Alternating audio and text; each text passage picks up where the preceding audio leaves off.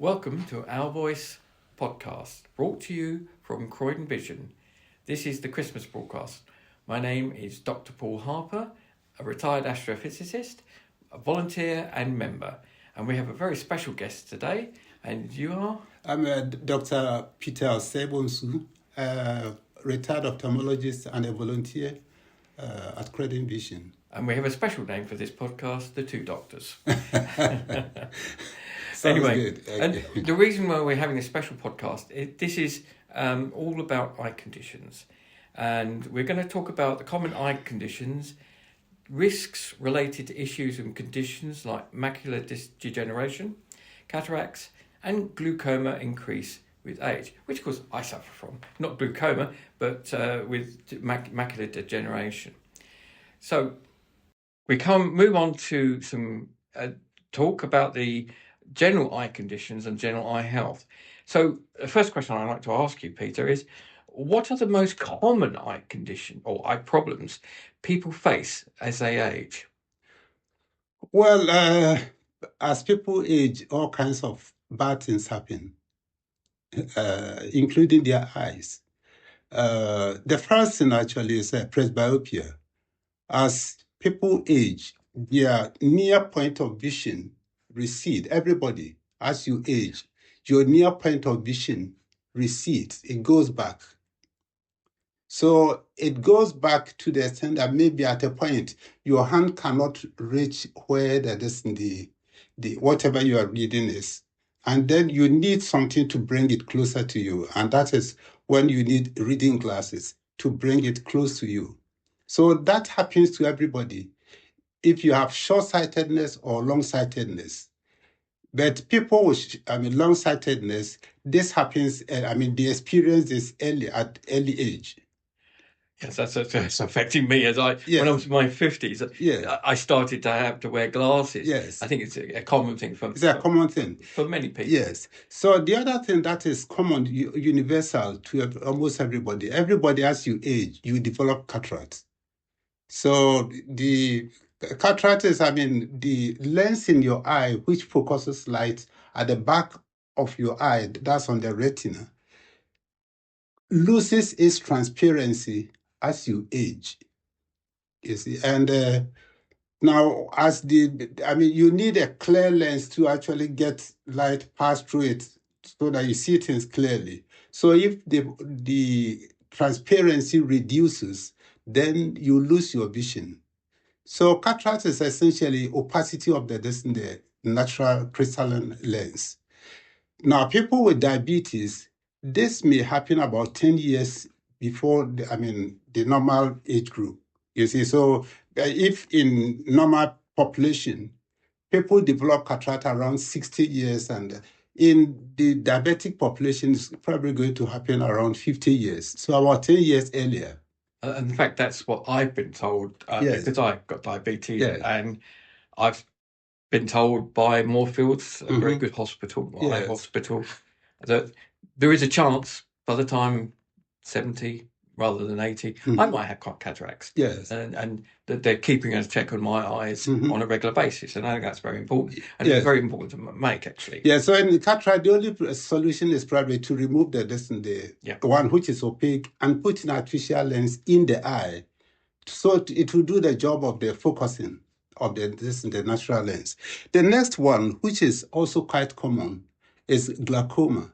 And here you're actually talking about one special type of glaucoma called primary open-angle glaucoma, which is more prevalent among people of my race, the black population. It's more prevalent among the black population. And typically what happens is the pressure in the eye goes up for some reason. And when the pressure goes up, the weakest part of the eye, that is the optic nerve, where the optic nerve exits, is the part of the eye that suffers.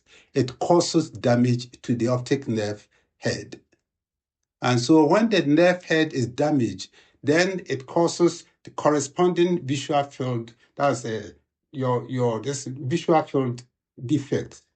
So typically, these people will experience vision loss in their side vision. That's where typically it starts from. Yes. And my friend of mine, and I can't name him, he has glaucoma in addition to his other problems. Yes. So, but the bad thing about glaucoma, my friend, is that you see, this is a silent thief, if you like, silent thief. It doesn't give you symptoms. You don't in the early stages. And it takes your vision gradually. By the time you notice that you have vision loss, it's probably taking about 40% of your vision. A lot of your vision is already gone. And the vision that is gone, unfortunately, is irreversible. So it is actually a very, very dangerous. It's not like cataract where, if you lose vision, you can recover vision after surgery. Glaucoma, vision loss is irreversible. You see, the only way to actually know that you have glaucoma is if you go for checkup. And typically, glaucoma is diagnosed by chance. So probably you need glasses, you go to see the optician, and he looks into your eye, he sees that you are developing glaucoma. Actually, that comes nicely into the next question I had for you, and is how often should I have my eyes checked? Yes. And why are regular eye exams important? Yes. So I'll just come to that. So there's some very important conditions that we should be worried about. And that's age-related macular degeneration. We are going to talk about that. And diabetic retinopathy. We are going to actually talk about that. But coming to your question that you just posed, that is. Can you repeat the question? Yes, certainly. So, how often should I get my eyes checked, and why is regular eye examination important? Yes. So, as you see from the discussion you've had so far, you see that all this, the conditions that you're talking about, all this actually, apart from presbyopia, they are conditions that will cause individuals to lose their vision, and they are age-related. So it means that as you age, you need to have more, you should be closer to your optician or ophthalmologist. You see, those who are younger may be not too regular. So I would say for the rule of thumb, I would say from 40 years, you should be actually be visiting your doctor at least twice a year. Yes. And if you have family history of some of these conditions, especially glaucoma, you need to be more frequent. And if your doctor told you you have signs of one of those diseases, glaucoma, age-related macular degeneration, diabetic retinopathy, then he will give you an appointment to visit more frequently. But other than that, if you are just a normal person, then initially maybe every 2 years. As you age, then it will be probably a bit more often. Yes.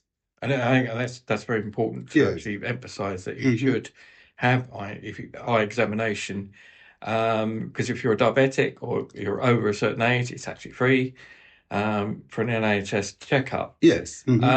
So can you give me what are the early warning signs of vision problems that people should be aware of?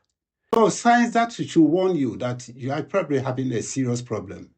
As if you have a sudden loss of vision, that should be a concern. You shouldn't wait. Anything that causes sudden loss of vision typically is a serious problem. Like you are developing retinal detachment, maybe you are bleeding in the eye. Those things come suddenly. So you wake up one morning, you see that your vision is gone. My father had the same experience, and we had to get him to hospital pretty quickly about that. And it just suddenly happened overnight, and he had an eye problem, and so we had to get him there as soon as possible. Yes. So those kind of things, if you decide to wait, then because most of the time it's a matter of time. The time is very, very essential in these cases. You see, the earlier the doctor sees it, the better the prognosis. The other one is gradual loss of vision. If you see that your vision is consistently going down, I think it's good to actually get closer to your doctor. I think that's a very good idea. Yes. The other thing is if you're seeing straight lines that appear wavy, distorted. Like you're looking at this window frame here, and the window frame that, typically window frame is supposed to be straight. Yeah. And the margin doesn't look straight. Yeah. There's something going on in your eye, typically maybe related to macular degeneration. So that is not something you want to wait. And if colors appear dimmer, they don't appear bright as you used to see them, that should be a concern. The other thing that is quite common, almost everybody gets it, is red eye. Red eye. Red eye, you have to decide whether this is serious or not serious. If anytime you have a red eye accompanied by pain, it is a serious problem. You shouldn't wait. Yes, that's something I've experienced in Antarctica. It's not fun. It's not fun, yes. And of course, sometimes the pain is so severe that you cannot actually decide. It's not you who decides. You have to rush to the emergency. If you are seeing rainbow colors around light, it is a bad sign. You're driving and then you're looking through the distance. If it's not, the windscreen is okay, but then you see at night, you look at the oncoming vehicle, you see rainbow colors around the distance. That's probably a sign that your eye pressure has gone up. That's very concerning, because obviously you have to be careful, especially if you're driving, because obviously the law requires you to have good, reasonable eyesight. Yes. So just moving on, so how can I prevent eye strain from prolonged screen use? Yes. So these days, almost everybody uses, computer. And some people actually stay on computer hours. Yes. So it's important that actually you know how to actually be comfortable, feel comfortable. I think what probably you have to do is first the lighting. You need to regulate the light on the computer so it's comfortable. The contrast makes it comfortable. The other thing is, after working for some time, let's say 2 hours, take maybe like 15 minutes break. Just go have fun I a bit. think a lot of people get drummed into them, especially where I used to work. After I left the survey, we were using computers all the time, and we were told to have 15-minute breaks every 2 to 3 hours to prevent eye strain, and also make sure that you were the correct distance from the screen, because that can actually cause strain. Yes. The other thing is the American College of Ophthalmology, they recommend what you call 20-20-20 rule. So after every 20 minutes, you take 20 seconds to look at something which is 20 feet away. So every day, just look at something, just take your, look at something. Just look at something different. Yes, something. I think that's important. I think if you're going to do a lot of computer work, you not only to take the breaks, but also move your eyes. Move your eyes around. And then all the time, make sure that, because as you're looking on the screen all the time, your eyes feel tired. You don't blink a lot. So it is good from time to time to blink, to think and blink, so that your eye is the surface of the eye is well watered. Yes, it spreads that helps to spread the tear film. Then the eye feels comfortable. So the next question I want to is more actually about diet and nutrition, and how can that affect your eye health? Are there specific foods that you help protect vision, like carrots?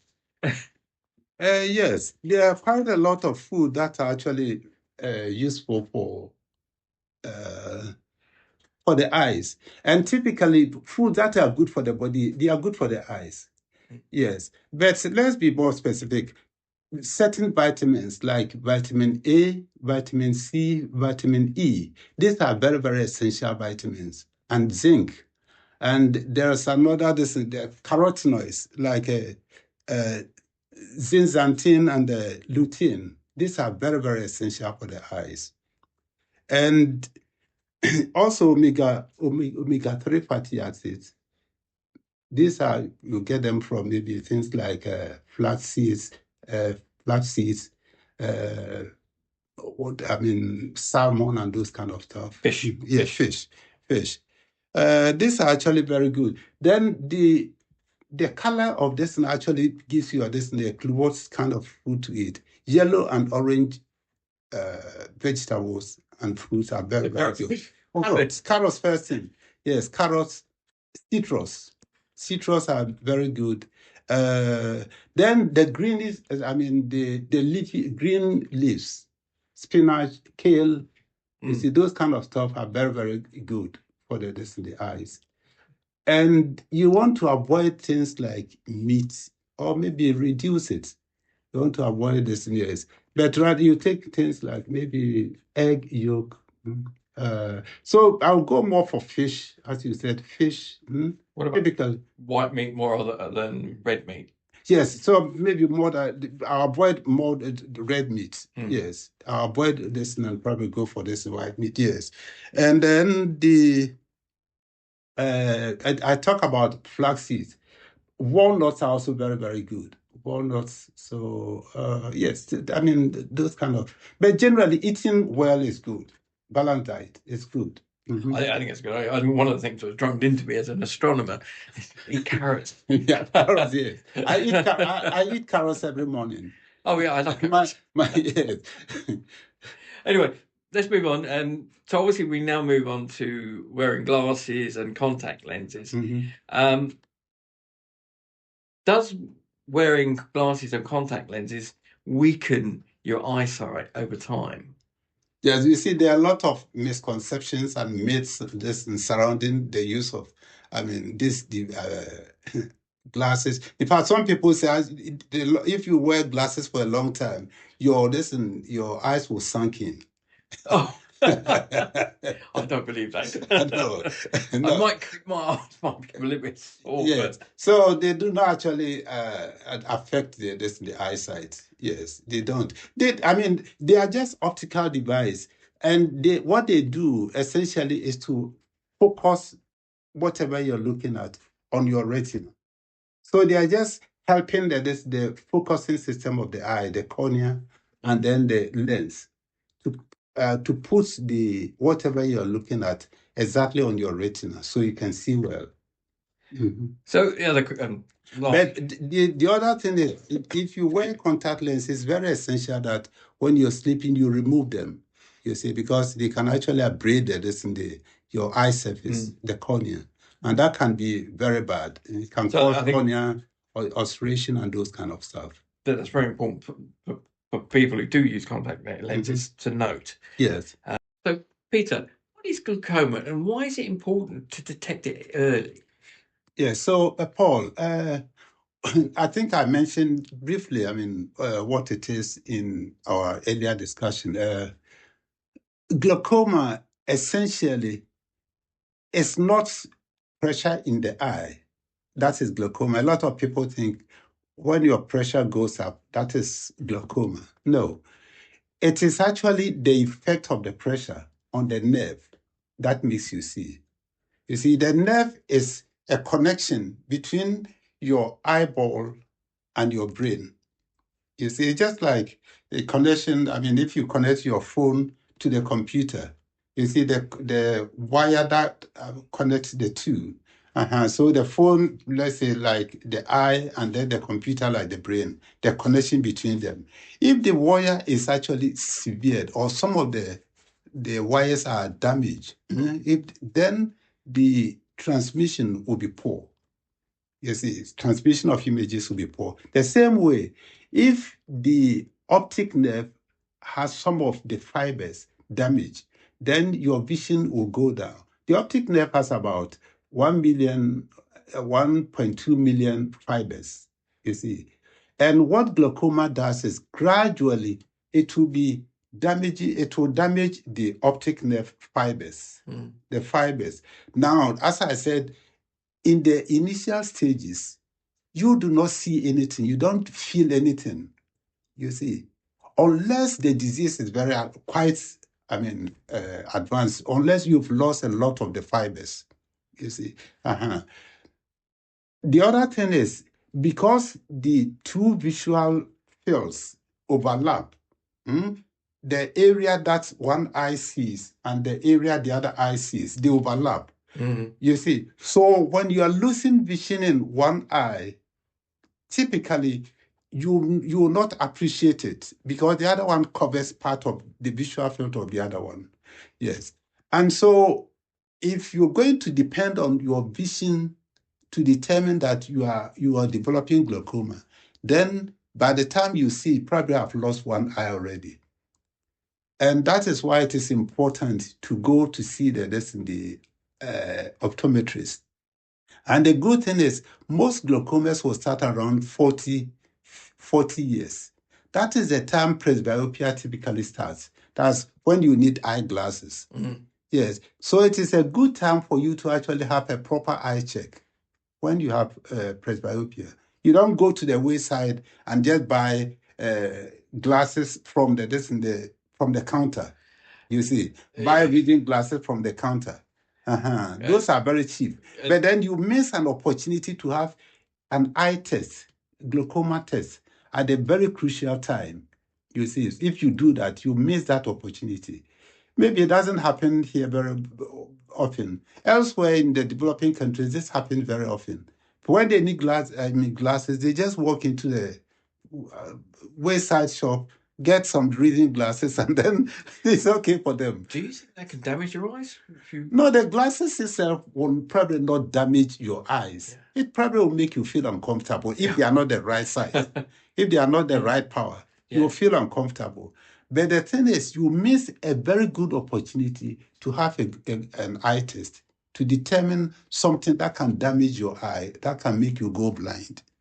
You see? That's very important. Yeah, it's very, very important, yes. So, Peter, moving on to other eye conditions, what are the symptoms of macular degeneration, and who is actually mostly at risk on this one? Yes. So, macular degeneration first affects the part of your retina, that's the back of your eye, that makes you see details of things.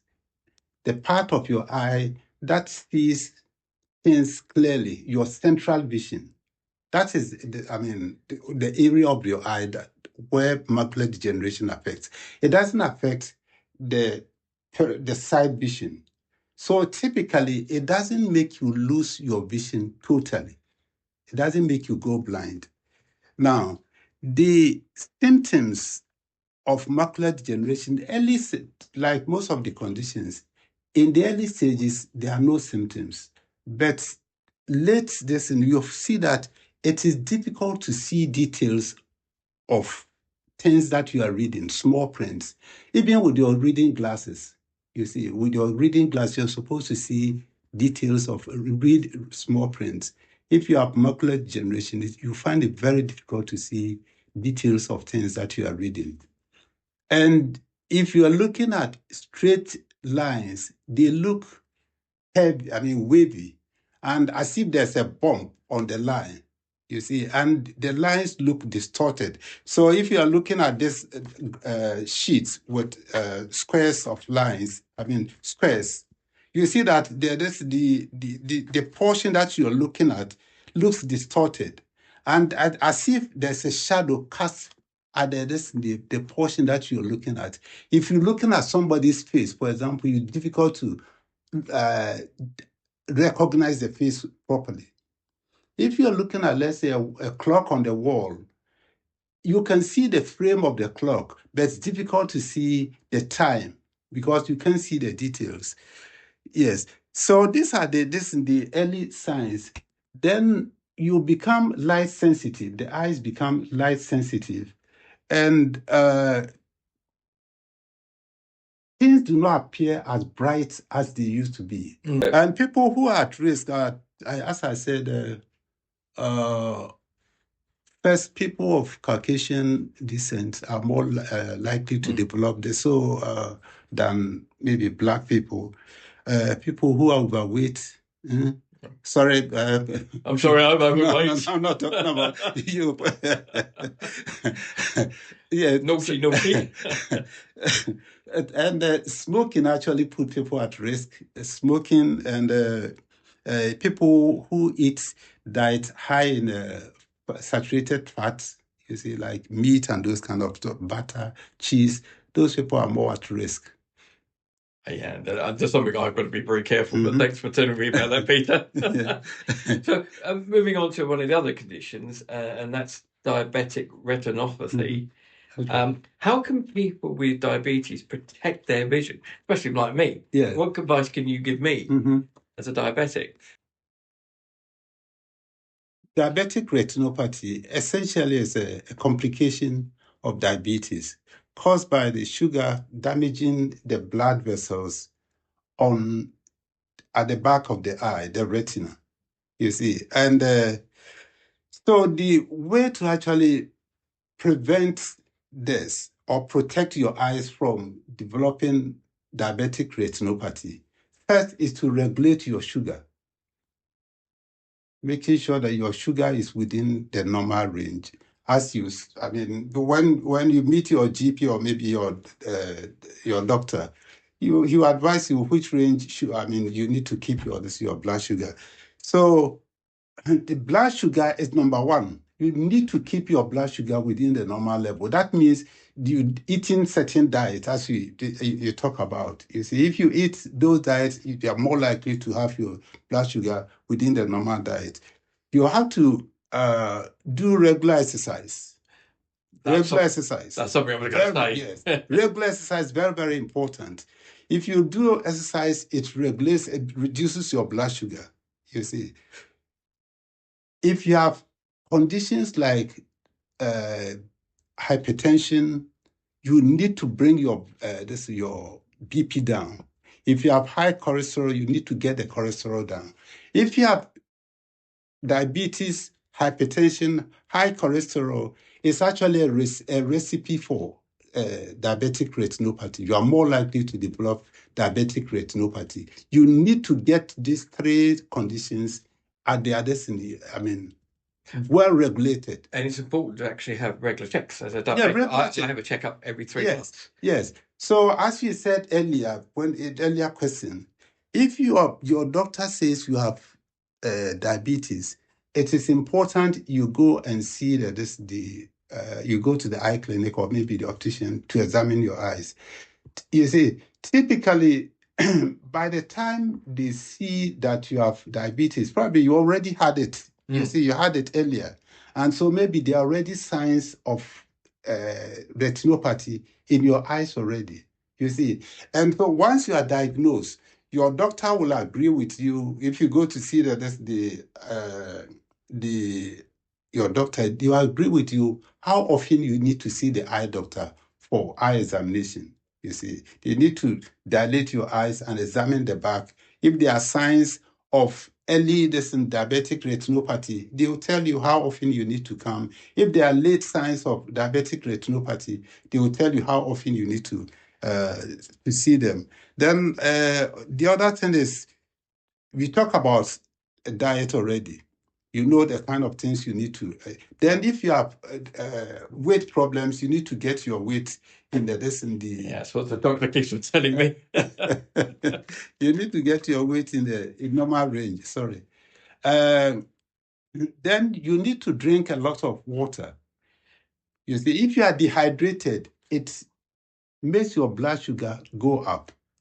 So if you drink if you drink a lot of water, it brings your blood sugar within there. It helps to bring your blood sugar down. My doctor has recommended at least 2 litres, and obviously that's important because your blood actually becomes not so fluid. Actually. No. Yes, and of course it's important that you take your medications. So your diabetic medication, your hypertensive medication, you need to take them regularly.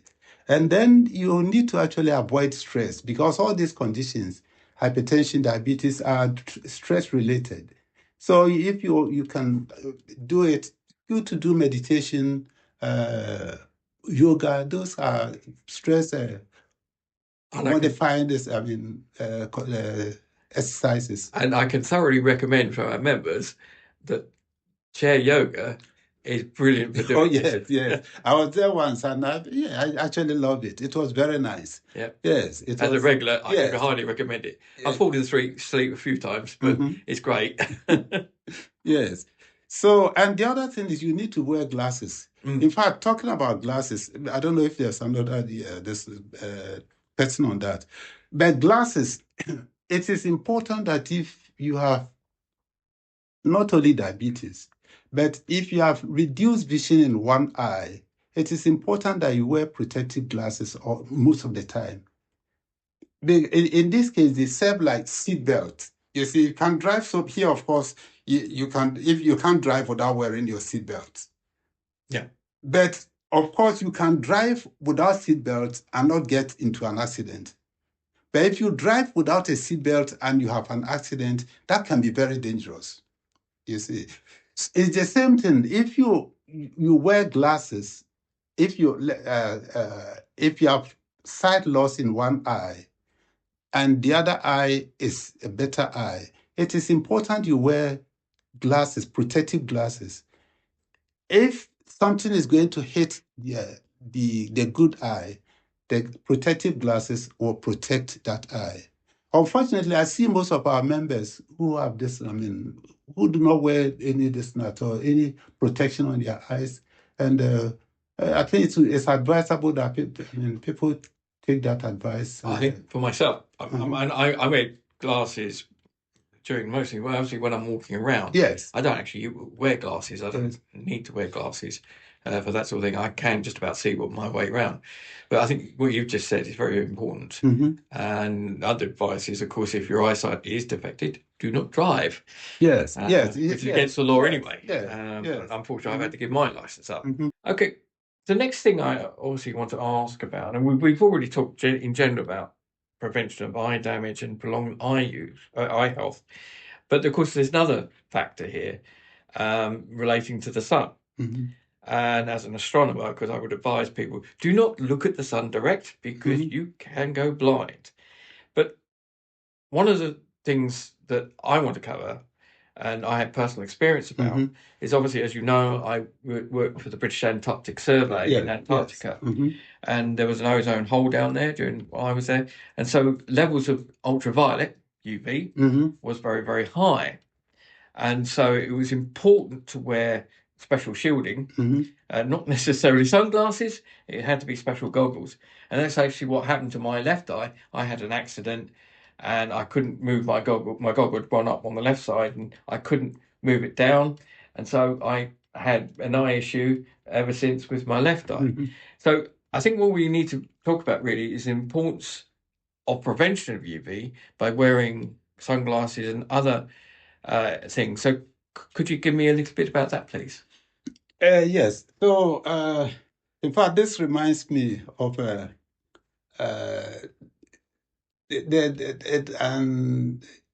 event.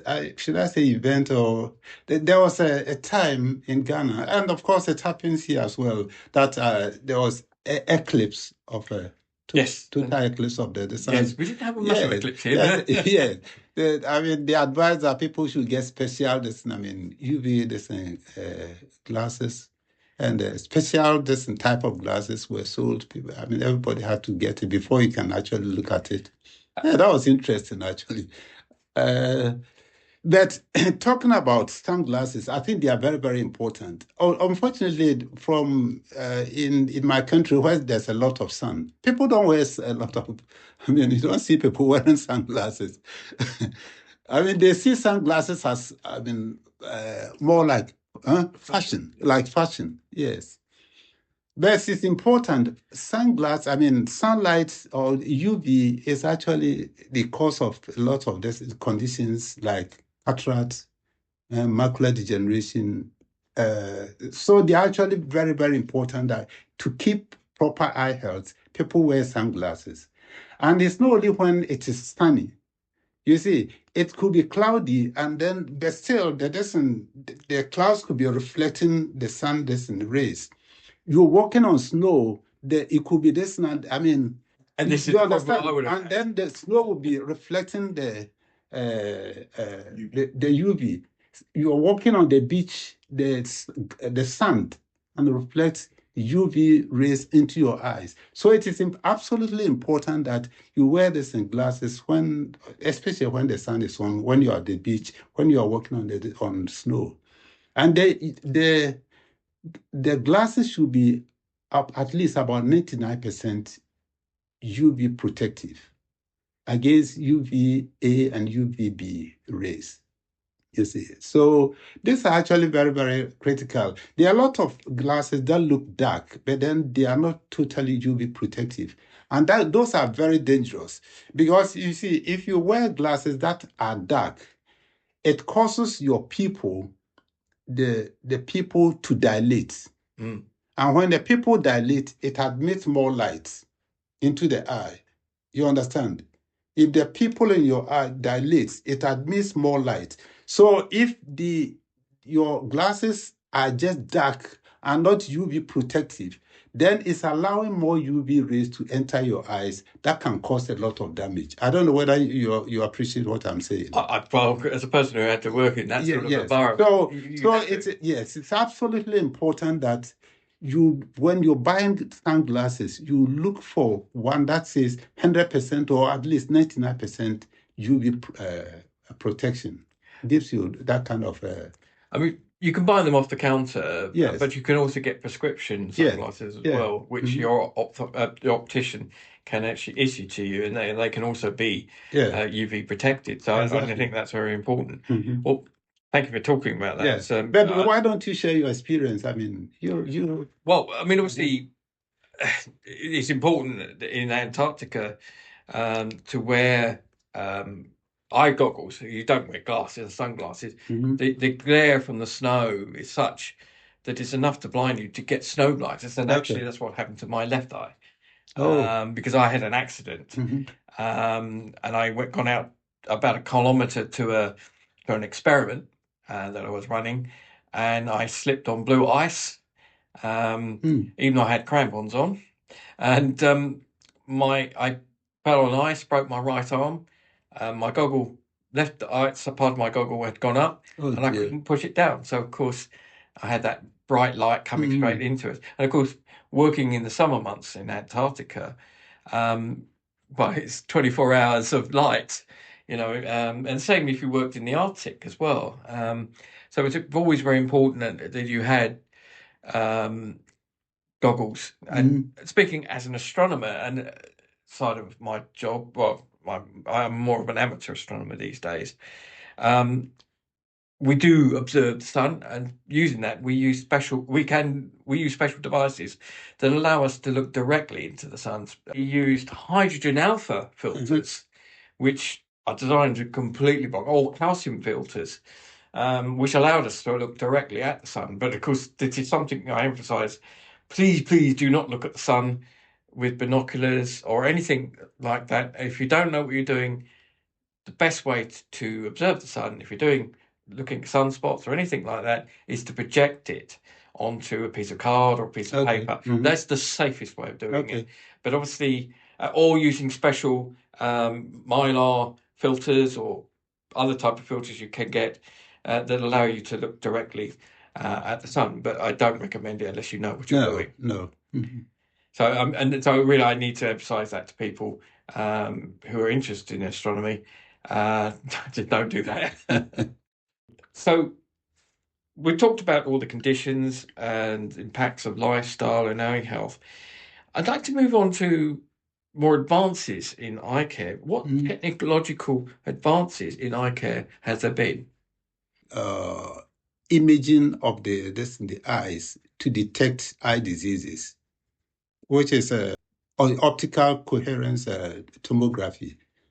So it's actually able to scan the eye and detect early diseases like glaucoma, changes at the macula, that's the central part of the retina, to determine early diseases. So it's actually able to look at certain layers of the retina, and it's able to, they are very, very helpful. There are a lot of cases of glaucoma that otherwise wouldn't have been detected if it wasn't because of OCT.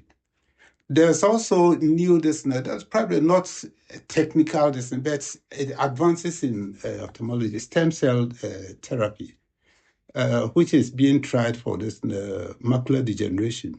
You see, it looks very hopeful. There's also been advances in bionic eye. Yeah, bionic eye, yes. Bionic eye, do you have this? I mean, something to share? That? I just read a few this years. I've read it in some of the technical manuals that I've seen in science magazines, where people have been given bionic eyes because they could see, but they've been given they've lost their vision. They were given bionic eyes, and it's still very, very early stages. Yes. And we're not talking about the $6 million man here from the 1970s, and you've got supervision.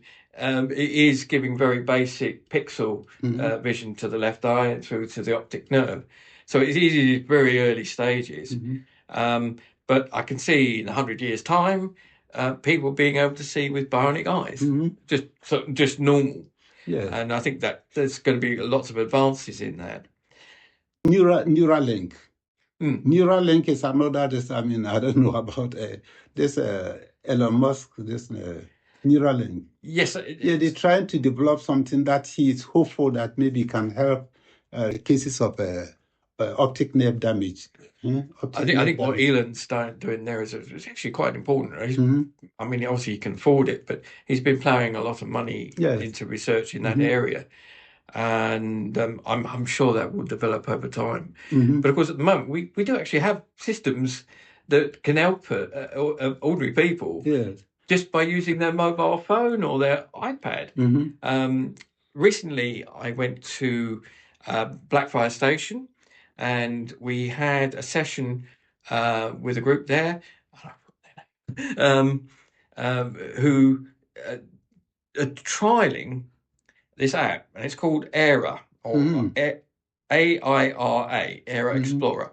Now, this only applies to southern stations, Thameslink, Great Northern, and Great Gatwick Express. All a part of the Go Via group, okay? And what they're trialing with this particular app is that you could go to their station, and if you're visually impaired or difficult, and especially if it's an unmanned station where you can't do passenger assistance, you can use this app. What it will do is you can dial up free of charge to the people using the app, and by holding the app up, they can actually direct you around the station.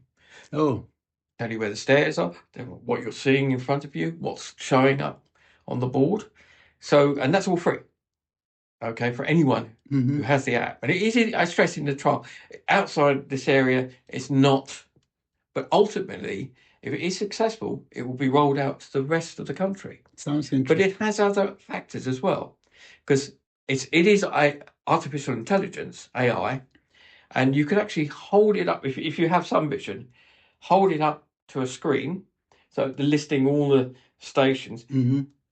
It will actually tell you, first of all, it will scan it, so you have to press a button, and then you press a button and it reads it back.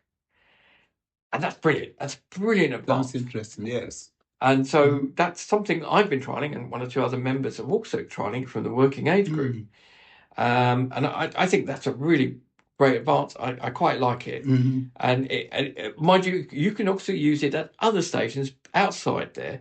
But of course, unfortunately, at the moment, they will charge you for that. Whereas if you went to one of the Go Via stations or Go Via transports, there's no charge at all. The other app I've got on here is actually a Microsoft app, and it's called Seeing AI. And I can actually turn it, I can hold it up to your face, and it'll actually describe you. Even give your age. It's not quite there yet, because I'm 61. It told me I was 49. I did it to my someone else, and it was a man. He said it was a woman. But the thing is, though, it does describe the person, what hair, whether they're wearing glasses, and it also describe what's around you as well. But you can also use it. So, for example, when you sent me an email, or an email was sent to me, and it had a Word document on there, I was actually able to download it to this, and it actually read it back for me. So there's some really That's interesting. there's a lot of advances coming Yeah, on. yeah. It's still in its infancy. Mm-hmm. AI has some bad things, but it's also got some good things about it, and that's Sure. just Yes. one of those Mhm. that can help people with sight loss. And I think that's important. So there are some good things coming along. Mhm. Some may take longer than others, but these AI device AI Yeah, that within your sounds very, very smartphone, interesting. Very, I very think interesting. Yes. as long as you can do you've got a smartphone, and unfortunately you do need a smartphone for these, or an iPad app, but more so a smartphone, is that you can link in and using a camera and doing all this to describe things back and what's around you. Something that just a few years ago wasn't even thought of. Mm. So we've just in a few years we've come on there, and I think that's great. Thank you very much, Dr. Peter. It's been absolutely illuminating, and I found it really interesting. Thank you, Paul, for having me. It was a pleasure talking to you. So this is Dr. Paul signing off, and just to remind people, you can contact Croydon Vision on 0208 688 2486, or you can write to us at our address at Croydon Vision, Bedford Hall, 72 to 74 Wellesley Road, Croydon, CR0 2AR, or you can visit our website where you can find lots of information and email address at www.croydonvision.org.uk. And please, we've also got a Just Giving link there, and if you'd like to donate to the Croydon Vision, you can click on that and do your donation through there. So please like and share. This is Dr. Paul signing off with our voice at Croydon Vision.